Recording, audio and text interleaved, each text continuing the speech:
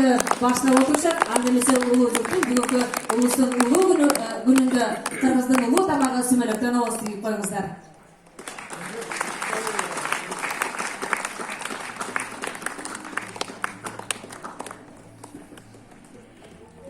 Улууларга баргылаңыздар. Келин кезектер борсок даярдап коюшту эле. Бүгүн келиндер кайда? Рахмат.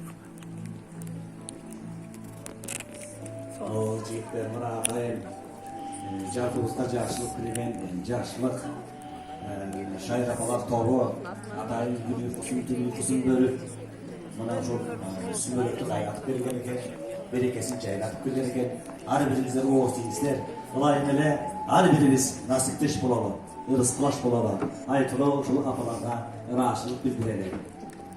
Сиздерге качпалак менен сүмөлөктү ооз айтып жатканда дүйнөдө, анын ичинде Кыргызда, анын ичинде үй бүлөбүздө тынчтык болсун деп ниет кылып жеңиздер. Ошол ниет тилектер ылайым кабыл болгон болсун.